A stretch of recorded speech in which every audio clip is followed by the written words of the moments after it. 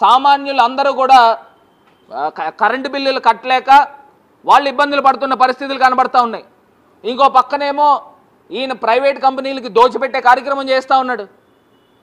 Private కంపెనీలకి నిస్సిగ్గుగా దోచిపెట్టేస్తున్నాడు. ఒక పక్కనేమో ప్రజలు కరెంటు బిల్లు వాత మోయిస్తూ ఉన్నాడు. ఇంకో పక్కనేమో విశాఖపట్నంలో భూములు అమ్మేస్తూ ఉన్నాడు. రూపాయికి భూమి దొరకడం ఏంటండి? 3,000 కోట్ల రూపాయలు విలువ చేసే భూమిని ఇంత అన్యాక్రాంతం చేసే కార్యక్రమం చేయడం ఏంటి? ఒక పక్కనేమో సింహాచలంలో ఇంత ప్రభుత్వ నిర్లక్ష్యంతో గోడకి పునాదులు కూడా తీయకుండా, కాలమ్స్ కూడా వేయకుండా 10 అడుగులు ఎత్తున్న గోడని నిర్మాణం చేస్తారా? ఒక పక్కనేమో అమాయకులు ప్రజల్ని బలి చేస్తూ ఉన్నారు. ఇంకో పక్కన అక్కడే ఇదే తిరుమల తిరుపతి దేవస్థానంలో అక్కడ తీసుకుని వచ్చి ఆవులు చనిపోతూ ఉన్నాయి. ప్రభుత్వ వైఫల్యం. ఇంకో పక్కనేమో వైకుంఠ ఏకాదశి రోజున పార్కులేసి తాళాలేసి కిక్కిరిసి తొక్కిసలాటకు కారణమైంది. ఇది ప్రభుత్వ వైఫల్యం. ఇక్కడ రాజమండ్రి పుష్కరాల్లో 28 మందిని తొక్కిసలాటలో చంపేశారు. అసలు ఎన్ని తప్పులు చేస్తున్నారండి, తప్పుల మీద తప్పులు. మళ్ళీ ఓ పక్కనేమో కొంతమంది అధికారులను సస్పెండ్ చేసేసి ఈ అధికారుల వల్ల ఈ అన్ని ఘటనలు జరిగినాయి అని చెప్పేసి చెప్పడం. అసలు సింహాచలం ఘటన ఏంటండి? చందనోత్సవంకి తెలీదా? ఈ చంద్రబాబు నాయుడు గారికి తెలీదా? ఈ ప్రభుత్వానికి తెలీదా? ఇన్ని లక్షల మంది ప్రజలు వస్తారనండి. అప్పటికప్పుడు వారం 10 రోజుల ముందు ఒక పేకమేడ లాంటి గోడ కట్టడం, అది అంట ఇళ్ళ ఊగుతుందంట. అసలు ఇంత దారుణమా? ఒక పక్కనేమో ఇంత దారుణంగా ప్రజల్ని చంపేస్తూ ఉన్నారు, ఇంకో పక్కనేమో కరెంటు బిల్లులు మోత మోయిస్తూ ఉన్నారు. ఇంత ఓపెన్గా నిస్సిగ్గుగా ప్రైవేట్ కంపెనీలకి 1000 కోట్ల రూపాయలు దోచిపెడతా ఉన్నారు. ఇంత అన్యాయం చేస్తూ ఉన్నారు. అసలు దీనికి ఎవరు సమాధానం చెప్పాలా అని అడుగుతా ఉన్నా. ఇప్పుడు మేము ఖచ్చితంగా జగన్మోహన్ రెడ్డి గారు అందరికీ కూడా వైఎస్ఆర్సీపీ శ్రేణులు అందరికీ కూడా పిలుపునిస్తారు. మేమందరం కూడా రోడ్లపైకి వస్తాం, ప్రజలను వెంట పెట్టుకుని రోడ్లపైకి వస్తాం. మీరు కరెంటు బిల్లులు ఇష్టం వచ్చినట్టు పెంచడానికి కుదరదు. మీరు ఇదే చంద్రబాబు నాయుడు గారు ఎలక్షన్స్లో ఏం చెప్పారనండి? మేము కరెంటు బిల్లులు తగ్గిస్తాం, నాణ్యమైన విద్యుత్ ఇస్తాం. జగన్మోహన్ రెడ్డి గారు ఇష్టం వచ్చినట్టు కరెంటు బిల్లులు పెంచుతూ ఉన్నాడు. మేము నాణ్యమైన విద్యుత్ ఇస్తామని చెప్పిన వ్యక్తి చంద్రబాబు నాయుడు కాదా అని అడుగుతా ఉన్నా. ఇంత దారుణంగా జరుగుతూ ఉన్నప్పుడు ఖచ్చితంగా ప్రజలు అన్నీ గమనిస్తూ ఉన్నారు. రాబోయే రోజుల్లో ప్రజా కోర్టులో మీకు శిక్ష తప్పదని కూడా ఈ సందర్భంగా తెలియపరుస్తుంది. అధికారులని సస్పెండ్ చేయడం ఏంటన్నా? ఏదో పేరుకి అధికారులను సస్పెండ్ చేయడం ఏంటి? అంటే ప్రజాప్రతినిధుల యొక్క బాధ్యత ఉండదా? ఇప్పుడు వాళ్ళు మంత్రుల కమిటీ వెళ్ళారు, 7 మంత్రులు ఎంతమంది వెళ్ళారు అని అంటున్నారు.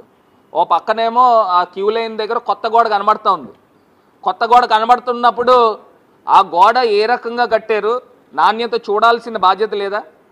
ఇప్పుడు గోడ ఉందండి, దానికి ఇంకా ప్లాస్టరింగ్ కూడా వేయలేదంట. ఇప్పుడు అక్కడ పిల్లర్స్ ఉన్నాయో లేదో కంటికి కనబడతా ఉందా లేదా? అక్కడ పిల్లర్స్ పెట్టాలి, అంత పెద్ద గోడ 70 అడుగులు పొడుగు గోడ కట్టారు అని ఎవడైనా కామన్ సెన్స్ ఉన్నవాడు ఎవడైనా అడుగుతాడు. మరి మంత్రుల కమిటీ ఏం చేశారని అడుగుతున్నా. పర్యవేక్షణ అంటే ఏంటి? శుభ్రంగా ఏసీ రూముల్లో కూర్చొని కాఫీ టీలు తాగడమా అని అడుగుతున్నా. ఇంత అన్యాయంగా మళ్ళీ మీరు ఇందాక అడిగిన ప్రశ్నకి రాజమండ్రి పుష్కరాల్లో ఎందుకు చేయలేదు చెప్పనండి సస్పెండ్.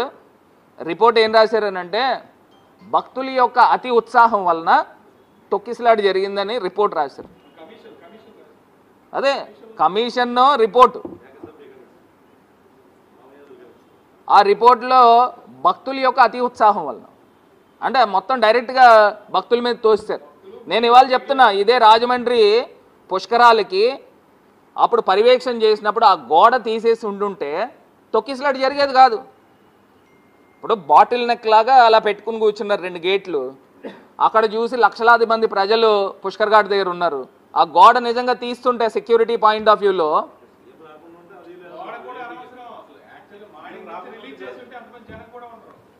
అదే ఇప్పుడు అదే ఇప్పుడు పైన హెలికాప్టర్ షూటింగ్ జరుగుతుందండి. ఈయన చంద్రబాబు నాయుడు గారు పోర్ట్రే చేయడానికి, ప్రాజెక్ట్ చేయడానికి. ఇంకో పక్కనేమో డైరెక్టర్లని, సినిమా డైరెక్టర్లను తీసుకొని వచ్చారు. ఇంకో పక్కనేమో ఆయనకి ఏదో ముహూర్తం ఉందంట. చంద్రబాబు నాయుడు గారు కుటుంబ సభ్యులందరూ కూడా ఫలానా ముహూర్తానికి స్నానం పుణ్యస్నానం ఆచరించాలని చెప్పేసి ఆ ముహూర్తానికి ఆయన స్నానం ఆచరించారు. అక్కడ లక్షలాది మంది ప్రజల్ని రాత్రి నుంచి సుమారుగా ఒక 15-16 గంటల నుంచి జమ చేశారు. అంటే ఆయన కూడా ఏంటంటే ఆ పైనుంచి హెలికాప్టర్ షాట్లు తీస్తున్నప్పుడు ఇంతమంది జనం కనిపించాలి అని చెప్పేసి ఆయన కాన్సెప్ట్. అది సినిమా డైరెక్టర్ వచ్చాడని అంటే అది దానికి కారణం. ఇప్పుడు నేను ఇవాళ చెప్తున్నానండి, తిరుపతిలో తొక్కిసలాట జరిగింది బ్రహ్మోత్సవాలకి. దానికి కారణం ఎవరండి? వీళ్ళ ప్రభుత్వ వైఫల్యం కాదా? ఇప్పుడు ఇక్కడ అధికారులను సస్పెండ్ చేశాడు, అక్కడ తెలుగుదేశం పార్టీకి సంబంధించిన అక్కడ చైర్మన్ ఉన్నారు, లేకపోతే ఈవో ఉన్నారు, అక్కడ ఎందుకు సస్పెండ్ చేయలేదండి? ఇక్కడ సస్పెండ్ చేశారు కదా, ఇక్కడ 7 చనిపోయారు, అక్కడ కూడా 7 చనిపోయారు.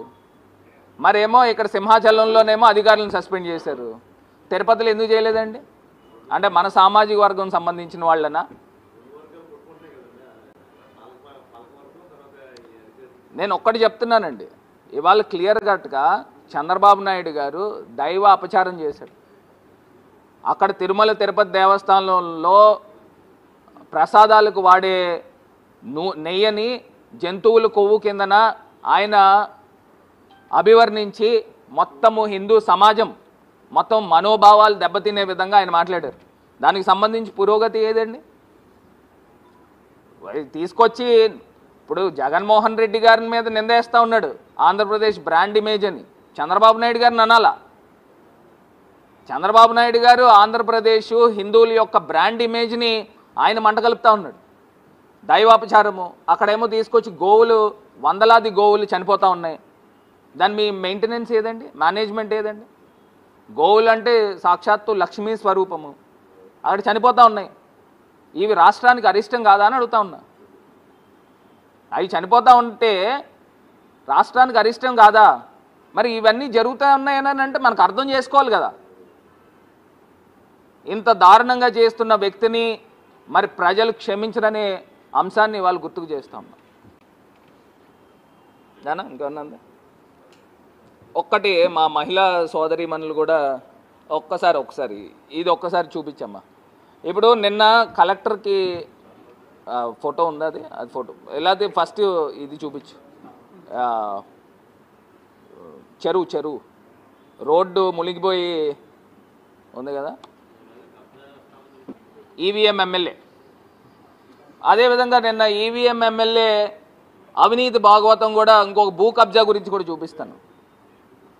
తయారయ్యారు రాజమండ్రిలో ఎమ్మెల్యే, ఈవీఎం ఎమ్మెల్యే సారథ్యంలో అక్కడ ఆ వార్డులో తెలుగుదేశం పార్టీ నాయకులు, అతని పేరు ఏదో శివకుమారా,